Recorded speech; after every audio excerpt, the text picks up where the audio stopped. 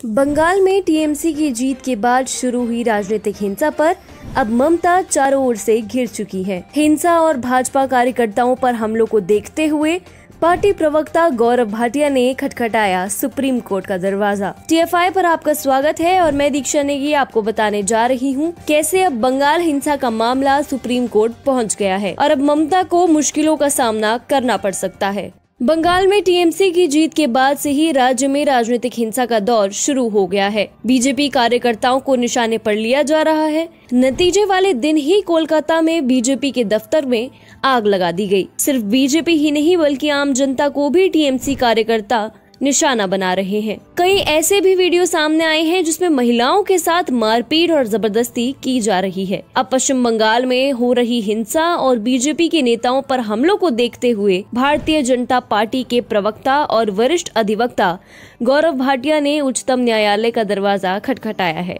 उन्होंने याचिका दाखिल करते हुए पश्चिम बंगाल में चुनावों के बाद हो रही हिंसा, हत्या और बलात्कार के मामलों की जांच केंद्रीय जांच ब्यूरो द्वारा कराए जाने की मांग की है। अगर सुप्रीम कोर्ट ने मामले की गंभीरता को देखते हुए जांच के आदेश दे दिए तो ये टीएमसी और ममता बनर्जी के लिए एक बड़ी समस्या खड़ी कर देगा। गौरव भाटिया ने अपनी याचिका में कहा कि अखिल भारतीय तृणमूल कांग्रेस यानी टीएमसी उन लोगों के खिलाफ हिंसा कर रही है जिन्होंने 2021 के विधानसभा चुनावों में अन्य दलों को वोट दिया था। भाजपा नेता ने कोलकाता में हुए बीजेपी के कार्यकर्ता अभिजीत सरकार की हत्या का हवाला देते हुए कहा कि यह इस बात को उजागर करने के लिए पर्याप्त है कि कैसे टीएमसी के संरक्षण में पश्चिम बंगाल में हिंसा हो रही है। याचिका में कहा गया है कि उनकी मौत से पहले फेसबुक पर अपलोड किए गए वीडियो में सरकार ने बताया था कि कैसे टीएमसी कार्यकर्ताओं ने न केवल उनके घर और एनजीओ में तोड़फोड़ की बल्कि उनके द्वारा पाले जा रहे कुत्तों को भी मार दिया। गौरव भाटिया ने अपनी याचिका में सीबीआई जांच के अलावा कोर्ट से आग्रह किया है कि वे पश्चिम बंगाल सरकार से अपराधियों के खिलाफ दर्ज की गई एफआईआर, गिरफ्तारी और उसके द्वारा उठाए गए कदमों के संबंध में एक विस्तृत स्थिति रिपोर्ट दर्ज करने का निर्देश दे।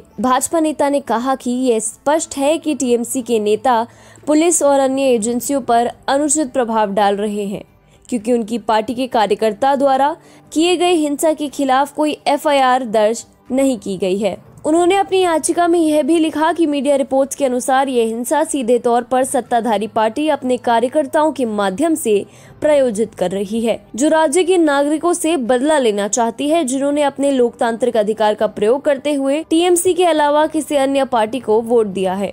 बता दें कि सोमवार को भी पार्टी के 2 कार्यकर्ताओं की पीट कर हत्या कर दी गई। बीजेपी के प्रदेश अध्यक्ष दिलीप घोष ने दावा किया है कि चुनाव के बाद शुरू हुई हिंसा में 24 घंटों में 9 लोगों की मौत हुई है। स्पष्ट होता है कि ममता के गुंडों ने अब बीजेपी से बदला लेने के लिए बीजेपी के कार्यकर्ताओं और समर्थकों को निशाना बनाना शुरू कर दिया है। जहां नंदीग्राम में पूर्व टीएमसी नेता शुभेंदु अधिकारी के हाथों ममता बनर्जी की हार से बौखलाए तृणमूल के गुंडों ने त्राहिमाम मचा रखा है, तो वहीं तृणमूल के गुंडे महिलाओं, वृद्धों, यहाँ तक कि जानवरों को भी नहीं छोड़ रहे हैं। इसके अलावा हावड़ा में भाजपा के कार्यालय को आग के हवाले कर दिया गया था।